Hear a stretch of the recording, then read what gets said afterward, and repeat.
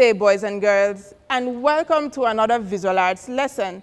I am your teacher, Mrs. Palmer Carroll. Today, we'll be looking at the natural and man-made environment. The focus question: how do the natural and man-made environments influence artists? Our lesson objective for today is 1, we're going to identify a Jamaican artist that use a natural environment to inspire their work. 2, we are going to create an artwork inspired by the natural environment. But before we go into all of that today, we are going to do some revision. Let us look at what we did last week. Do you remember? We looked at 2 artists that use the natural environment to inspire their works. Now, do you remember those artists? I'm going to give you a hint. I'm going to show you an image, and you're going to see if you remember the name of the artist and the name of the piece. Look on your screen.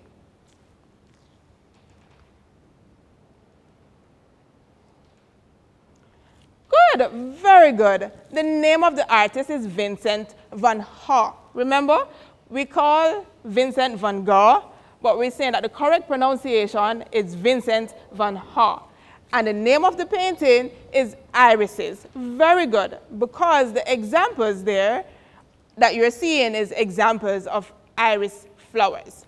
Now, the other painting. Now, do you remember who created this painting? 2 seconds. Jog in your memory. Yes, you are so good. Red Hills and White Flowers 2, right, was the name of that painting. And the artist was Georgia O'Keeffe. Very good. I know you would remember. Now, we also look on printed fabric using items from the natural environment. Remember, we did our very own, right, we did our very own print. And we used the banana stalk to give us this, right? So we're just going to revise just a little, right? So we looked at key terms. We looked at motif, we looked at registration mark, and we looked at pattern. Now, my banana stalk is all dried now, but if I was to add some paint here and make an impression of it, it would be the motif. So I'm going to just do a quick example and show you.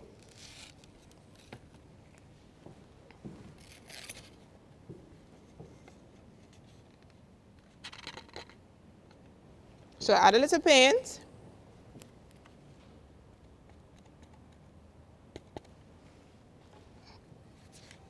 And I have my paper. Now remember, when I use this, it's going to be a motif, right? And I make my print.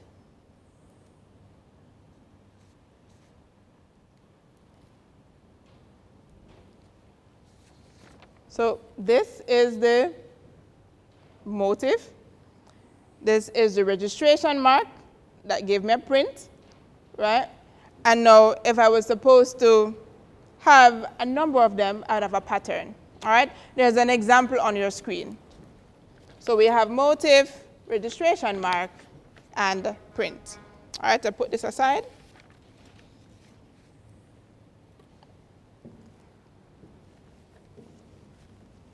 Now,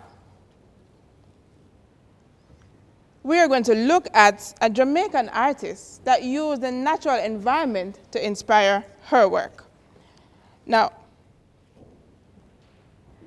the name of this artist is Samir Tansley.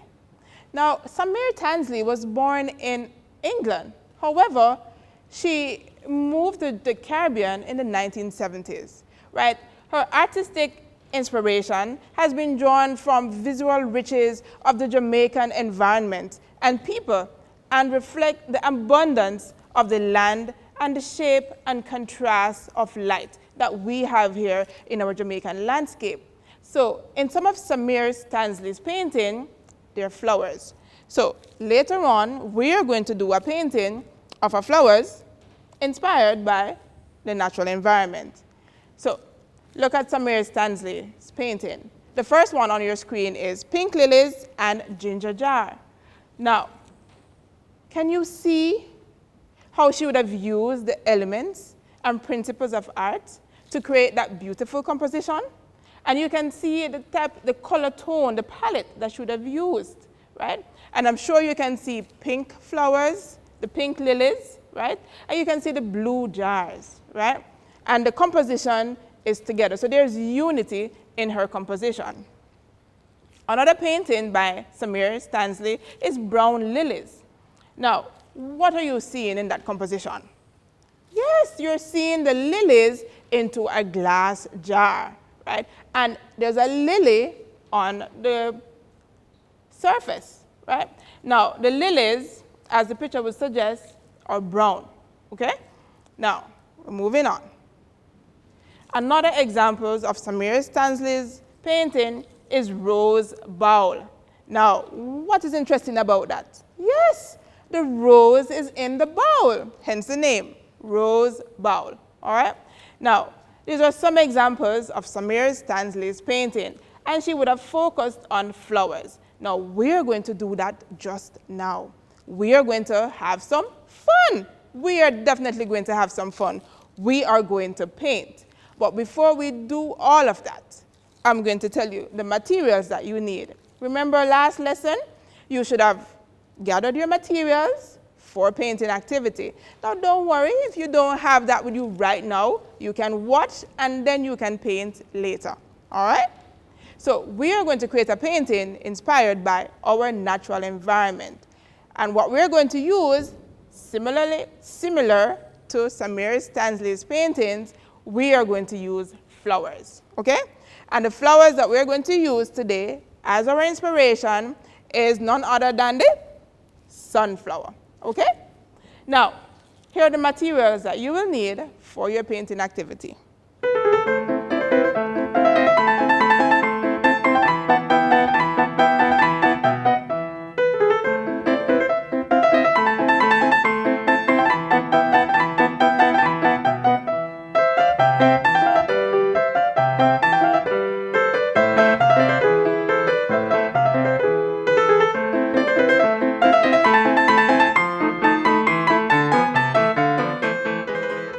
First, you're going to need paper.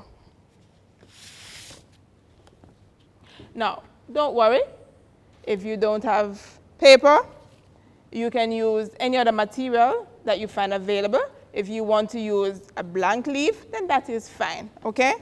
Now, you also have canvas, right? Now, I'll be painting on a canvas sheet.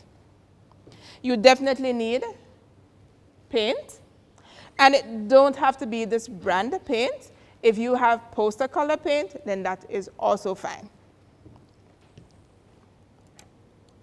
You definitely need your paintbrush, right? Now, if you have anything else, is there anything else that you can use apart from paintbrush? Yes. You can use sponge. Yes, you can use your fingers. Some persons do finger painting. And any other material at home that you can use to do your painting. Very good. You definitely need your newspaper because you don't want to mess up any surface at home, okay? So we need the newspaper to protect our surface. We need our paper towel. You know, when your brush or your finger or your sponge is too wet, then you do a little, right, to take out the wetness, okay? You need a palette, but I'm going to use a paper plate for my palette. You can use anything else that you have at home for your palette, right? You could even use a plastic container, a cover, or you could use paper for your palette, okay? And most definitely, you need water. You need a container with some water, right? And because we're going to do drawing just a little, just a sketch, we need our pencil, and we need our rubber, okay? So, come along with me. Oh, and one thing I almost forgot. You need your protective clothing. You need to put on something to protect your clothing. And I also have on gloves, right? So I'm protecting my fingers from the paint because I'll get a little messy, okay? All right, so we're going to paint. Come with me. We're going to have some fun. I would have gone ahead and would have painted an example, so I'm going to use this as my reference. So I'm going to use a circular cover or any circular object that you have at home to give me the circle for my sunflower.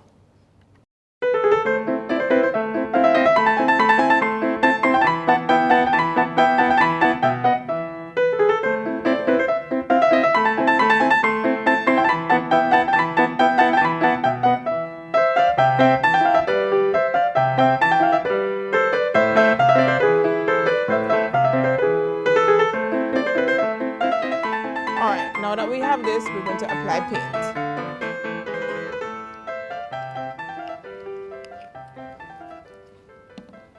We're going to need a little orange, but I don't have orange right here. So can you tell me what color we use to get orange? What two colors do we mix? What two primary colors do we put together to get orange? So let me see, we're going to use a little yellow and a little red. So remember how we get orange? We're going to use red and yellow. I put my red in the cup because it was a bit runny. Now, if you want the color to be a bit dark, like dark orange, you add just a little bit of black. That would give you a shade. If you want a tint, what would you add to it? What would you add to the color to get it a little bit lighter, to give you a tint? Yes, you had white.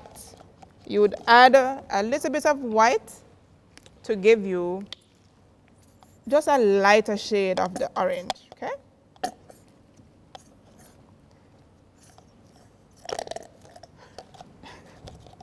All right.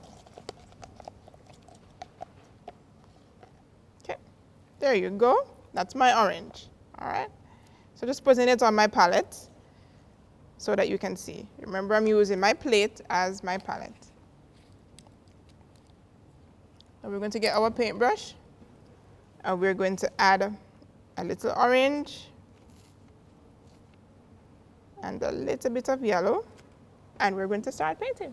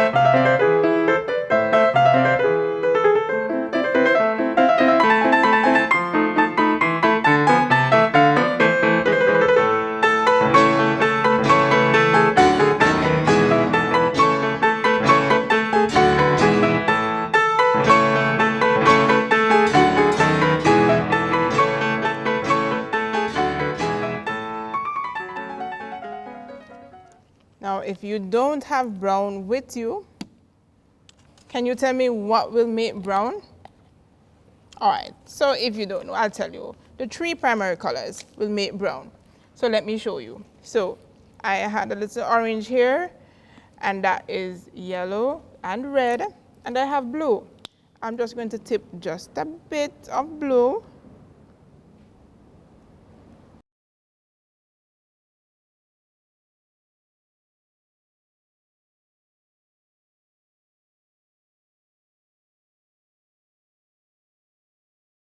Now we're going to test to see if we get the brown.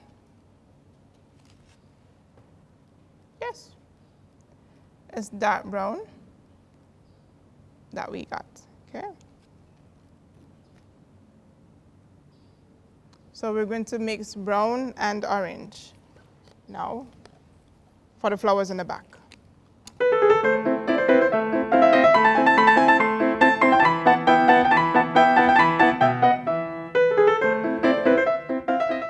The darker shade brown in the background adds depth.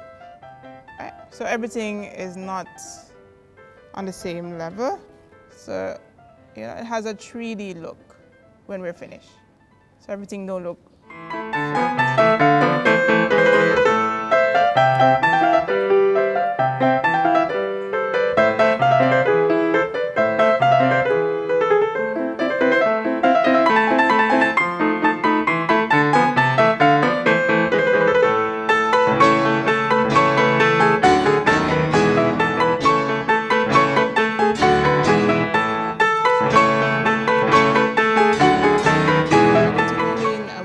add a little yellow to the petals, just to make it a bit lighter.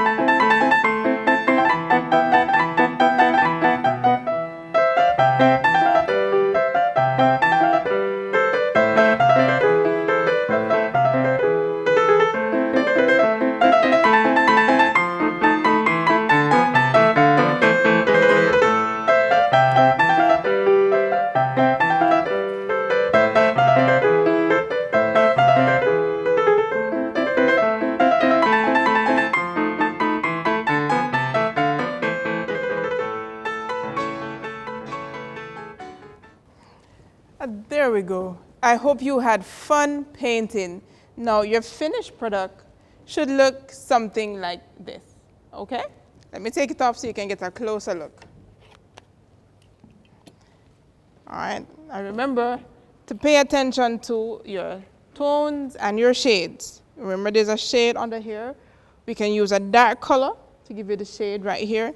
And we use a light color, right, to give you the tint, right, for the petals. All right, I hope you enjoy painting.